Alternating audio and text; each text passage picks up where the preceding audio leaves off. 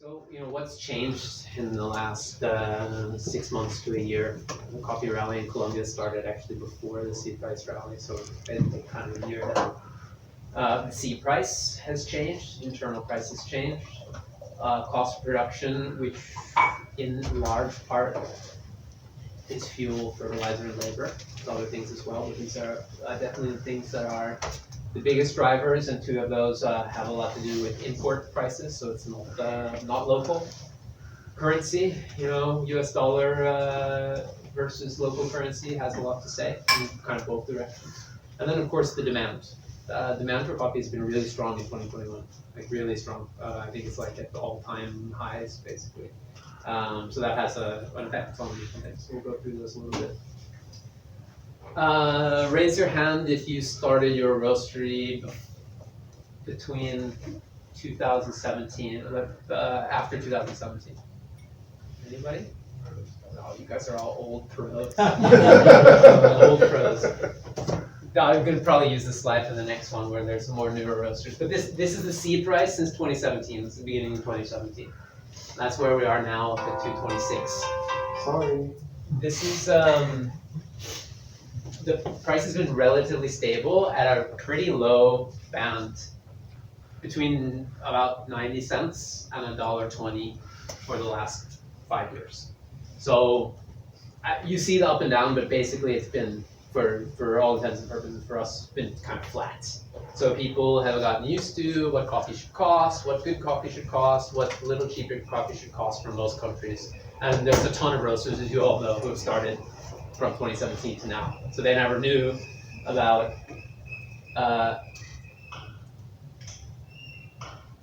this time. This is when Nordic started. That was when seed price approached $3 a pound. Yeah, you remember. So some of you guys. So who started roasting after 2010? No, that's most people. So then we'll also give you a sneak peek of the 1990 graph. But I have the same box, right, with green box highlighted on all three of these graphs. So this is like the last 5 years. So you can see that a couple of things here. Coffee price has been volatile. It's gone up really fast and gone down really fast several times. We'll talk a little bit about what really sharp swings in coffee price does, because it's also very disruptive in like a variety of practical ways. But also, like, you see this band, this is being the last 10 years, but even in the context of the last 20 years, it's a pretty low period. Yeah? It's pretty stable and pretty low, because if you think about this period between 95 and 2005, it was generally higher and it was pretty rocky. The price scale is not exactly the same. And if you see here the 40 cents, that's as low as it got. That was in like 2000. 40 cents a pound FOB price on the New York Sea, which is pretty brutal. We also had a really big drop around here when they deregulated the ICO and stuff. So anyway, just to say, we've been in kind of smooth waters at pretty low prices for the last 5 years. So this run up in price here, which we anticipate for a variety of reasons is going to stay up in the $2-ish range. Who knows? Don't take it from me. Please don't. This is not financial advice. But it could definitely stay up there for a variety of reasons. Could definitely be a new normal. And the old normal we were working in was potentially anomalous in the sort of historical view. This graph is actually really interesting, especially this one, which I drew with my mouse. So also that's not a real thing. This is the inflation-adjusted seed price from 1973 to 2016. Again, not a mathematician, but the curve is basically that way. That's not good for coffee farmers. You can see that this is 350 cents. This is $3.50 per pound. Back at the beginning, again, inflation-adjusted. You can also see it's a bit volatile, but these higher peaks are very short, whereas the lower periods are very long, and it's been trending downward. And this I added on because this is also the green box, so I added on. It's been going even farther down because it's been staying the same, and inflation has been has been a thing. So maybe it's going up a little bit now, but inflation is also going up a lot. The actual farmer, well, actually what coffee is worth has gone, in real terms, has gone down a lot in the last decades. So that's important to know. And just to give you guys some context for where we are now, whether, I'm not going to answer the question, is $2 a pound a good price? I don't know. Depends on cost of production, depends upon scale, depends on all these things. C price is not relevant really to my day-to-day life. I don't really usually know where it is, so I don't look at it very often. But it does have some relevance to the specialty industries. So what happens when price rises dramatically in a very short period of time? So we've gone through a couple of these price shocks in the last 10 years. Some funky stuff happens in origin. Like if the seed price goes up double in a very short period of time, I mean, what do you do as a farmer? You try and sell more coffee, right? Because your cost of production is sort of fixed at that point. The price that you can get locally has gone up, so you try and deliver more coffee locally. So that means the general quality will go down, and production can be done badly and rushed. So that's a weird thing. When price goes up, quality goes down. That's a general rule. And usually there's a lack of supply, which is causing the prices to go up. So especially if it's like in one country, like let's say Colombia, there's strikes, and so the supply is constrained, so the price goes up. So the buyers need to buy coffee, and they can't be as choosy. So they also accept lower qualities at those higher prices. So that's weird, you know? This cheap 82 coffee that commercial people are buying now becomes a more expensive 80-point coffee.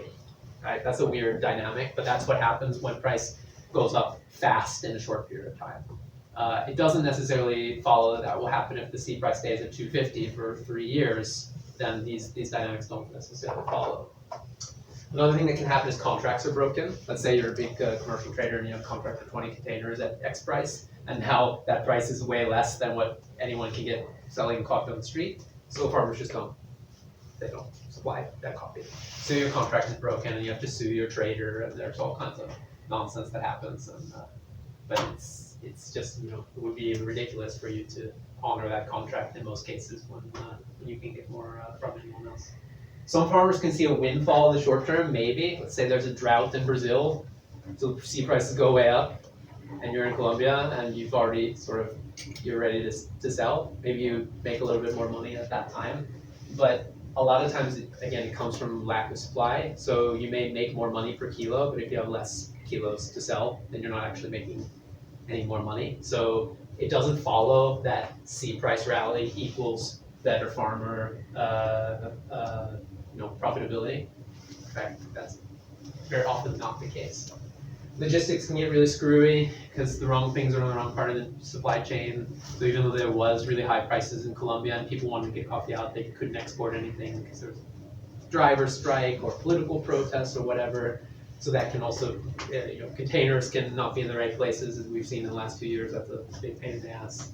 All kinds of weird stuff can happen there. And then one thing that Joanne brought up to me this morning when I asked her to make sure that this is all checks out, is that farmers will oftentimes not fertilize, which can impact future harvests, right? If they're like either cash flow constrained or they want to sell everything, then you're like, maybe the fertilizer has gone up a lot in price, then you skimp on that and you reap what you sow sort of later, or don't, so to speak, later. So all kinds of weird stuff can happen when prices go, if it kind of goes up a little bit gradually, the supply chain tends to manage it a little bit better than if it goes up really like in a shocking way. And as we saw from the graphs, it's actually gone up like crazy, like 5 times in the last 20 years.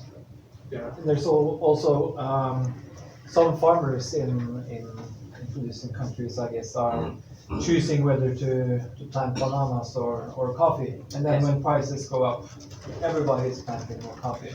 More gold, more diggers, and then it drives price down. Yeah. So there's these weird cyclical things. Yeah, exactly. So maybe I don't have a lot of insight on how the banana price affects the seed price, but it probably does somewhere, somehow, for sure. So then we're talking about cost of production. This is now basically fuel prices have gone up 100% kind of everywhere for a variety of things. So that's just both like gas for your truck or generator or whatever the case may be. Fuel is an aspect of cost of production. Fertilizer is made in the USSR, so that's kind of fucked right now. So that's going to be an issue for because both Ukraine and Russia are really big fertilizer producers. Also, wheat is going to be an issue in food insecure countries. And then labor has been very difficult both under Corona, and then prices for labor have gone up, and mobility has gone down. And so, in a lot of places, both the cost of coffee picking to get coffee pickers has gone way up, or it's been very, very hard to even find coffee pickers. Depending on the origin. So that's a struggle. So even though the price that you get for your coffee may have gone up, it doesn't really have anything to do with what the cost of production has done. And we see across the board, cost of production has gone way up in every origin that we work in. So I'm not going to break it down by country because I don't want to spend all day on this. And then there are different supply chains. This is the only thing I'm going to say that varies from farm to farm or exporter to exporter, country to country. There are different supply chains. In some supply chains, you own the trees, you own the land, you own the wet mill, you own the dry mill, you own the export company. So you're a little bit more insulated from price shocks because you have more of the value chain, and so you can things might go up, but you're not going to go up like every cent the market goes up, your cost doesn't necessarily go up. But if you're selling just cherries, then you're basically at the mercy of who you can sell them to, whether they have cash to pay you, whether they have finance, all of these things, and you need to fertilize your farm, and you have to choose between fertilizer for your farm and food for your table. It's not a choice. So it can really impact. And you also see people abandoning coffee farms. So farmer profitability is important, not just because they should be able to make a good living, but if they don't make a good living, you will abandon your farm and walk to America, like people in Central America. It happens like on a massive scale. So it's a real thing. So again, increase in seed price doesn't necessarily equate to increased farmer profitability when all of these other things are going on at the same time. Cash and currency. Usually when the local currency gets weaker against the US dollar, you get more money for your coffee, so that's good for coffee farmers. But if all of your inputs are imported, then they cost more in your local currency, which is bad. So essentially, it depends upon the place again, but it's kind of a wash. So I don't really need to say too much about that because it doesn't move it one way or the other. But it's usually people at the bottom who get screwed the most, who don't really have a choice of how they're doing things. And that's where the costs really go up. So that's all commercial stuff, the numbers and markets and shit. But what about specialty coffee, right? Like we're better. We don't pay seed price for coffee. So like where have we been traditionally for pricing? So I used the specialty coffee transaction guide median data from the last 3 years. This is a number. It doesn't represent everything, but it's something. It's sort of as good as we get for a general specialty coffee market number for what coffee is going for when it's specialty. So what I'm interested in here is the delta, the difference between the C market and the specialty market. You can see that it stayed relatively flat when the C market was relatively flat, went up a bit in 2020 when the market went up a bit, as you would kind of expect. Again, you still need to make sure that whatever you're paying for an improved product is an actual premium, otherwise you're asking people to do more work for the same amount of money that we would get for doing less work. But then the question that I have, right, is let's say the C price sort of stays 220 to 240 this year. So what does the specialty price do?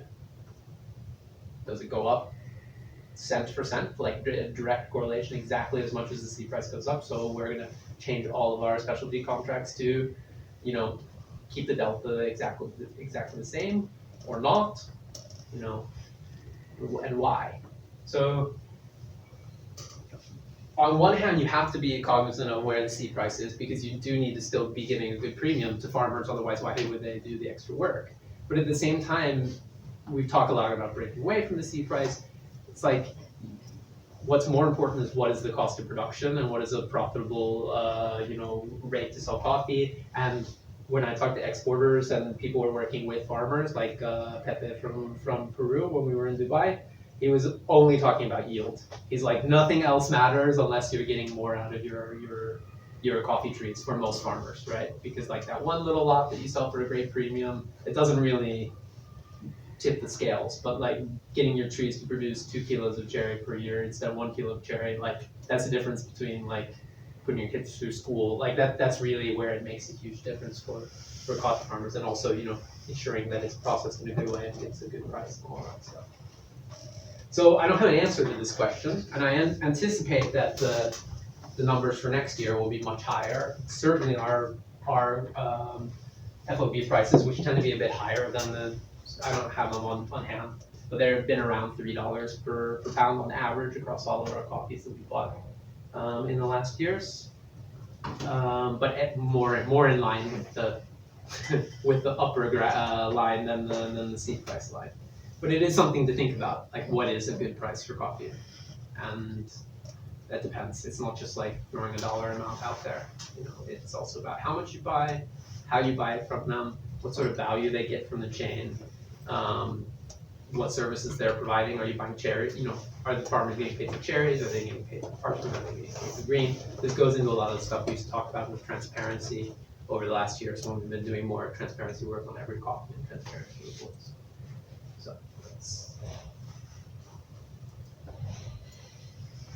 So my takeaways here are like, real coffee prices have been going down for a long time. So an increase in the seed price, even a doubling of the seed price doesn't really change that. It's like it's a step maybe in the right direction, but it's not sort of enough by itself, especially considering that farmer costs have also probably doubled.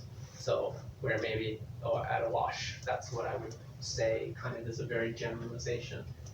And then just to think about like what is I tend to think about value instead of price. Like what sort of value am I getting per dollar per kilo out of this, instead of just like price is just a number. And then I also have a big question we have discussed with some other people on the sideline, like what about demand? Demand last year for coffee in Europe and worldwide has been really strong, even under the pandemic, which has been great for everybody. People are still buying coffee, yay. But we don't know how it's going to be, at a higher price level, and there will be a time where, but we don't know exactly what's going to happen, and we're so small, kind of all of us even put together, that it doesn't, we don't really impact these bigger commercial trends. But it's so then the question is, what can we do about it? And all I can really share is like what we're doing about it and how it impacts, like in a very practical way, how it impacts coffee prices. So this was a graph from 2018 that kind of breaks down like out of, if you see a coffee on the list for $13, like what part of that is the green coffee price and what part of that is all the other things. So it's like some of our overheads, sending samples to you, our salaries, all of the packing and strapping and everything, sourcing, sea freight, and the coffee, that was 74%. This is going to be bigger this year, for sure. This part has increased a little bit, like sea freight has gone up a little bit, but sea freight is a really small, it's 1%. So even though sea freight has gone up a lot, it's a very, very small part of the cost.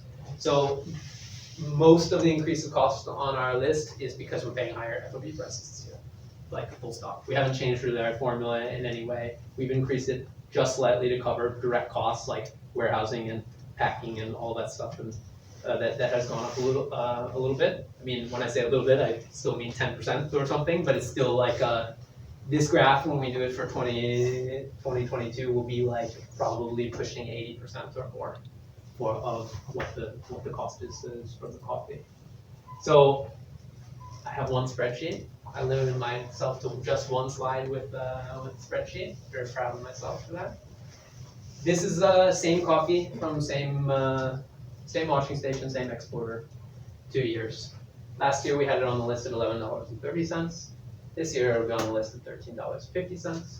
You can see all of our excellent customers here usually have a 12% discount for doing six tons per year. So it'll be this price, and we do something called NA Direct, whereas you take 30 bags of a particular coffee, or 60, or 100. This is what the price looks like. So, and this is our FOB price for these coffees. The FOB price has gone up $1.66 from last year. It's a pretty big increase, I have to say. But the coffee is great. I mean, these are delicious coffees. Some of the best washed Ethiopians that we have found. Organic, traceable, super tasty. So the end price has gone up. You know, I've given you the delta for each of these. Like our NA Direct pricing has gone up. Like basically, I think actually this is maybe misleading because I think we adjusted it slightly up, but like maybe some cents from what it would have been last year. And the same thing with the list price, gone up a little bit. But of this price increase, you know, 90% of it is increase in coffee price. So that's what it is. So overall, I think that's like a 10-15% increase or something like that. And when you look at the commercial coffees that have doubled in price, because you know at the lower end they will be increasing a lot more. So I just wanted to show this to you so you guys could see like how this impacts your, you know, what the prices are actually on the list. And we, I think that's the next slide. Yeah.